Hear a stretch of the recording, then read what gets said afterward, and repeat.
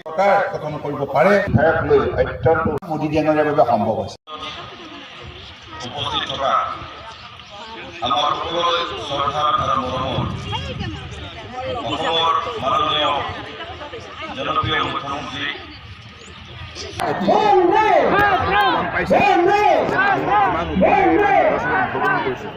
আৰু সকলোৱে সিদ্ধান্ত লৈছে মোদী ডাঙৰীয়াক সকলোৱে বিচাৰে প্ৰধানমন্ত্ৰী হিচাপে আৰু মোদী ডাঙৰীয়া প্ৰধানমন্ত্ৰী হৈ থাকিলেহে আমাৰ ভৱিষ্যত উজ্জ্বল হ'ব। এই মনলৈ এই ভাৱটো সকলোৰে আহিছে। গতিকে অধিক বিশ্বাস আৰু আস্থাৰে পুনৰ মোদী ডাঙৰীয়াক প্ৰধানমন্ত্ৰী পতাৰ লক্ষ্যৰে অসমৰ ৰাইজে ভোট দিছে। সকলো আসনতে আমাৰ যদি বিজেপি আৰু ইয়াৰ মিত্ৰ দল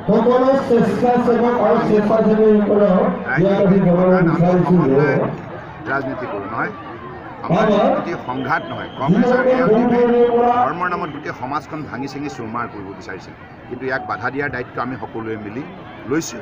গতিকে সেইবাবে মিত্ৰ দল আমি বিজেপি সকলোৱে মিলি বৰাক ব্ৰহ্মপুত্ৰ পাহাৰ ভৈয়ামৰ ৰাইজৰ সৈতে সহযোগিতাৰে আমি এই কামত আমি দৃঢ়তা আগবাঢ়িছোঁ আৰু সেইবাবে অসমৰ বুকুত এইবাৰ শান্তি সমন্বয় ভাতৃত্বপৰ বন্ধুত্ব উন্নয়ন আৰু সুৰক্ষাৰ নিমিত্তে মোদী ডাঙৰীয়াকে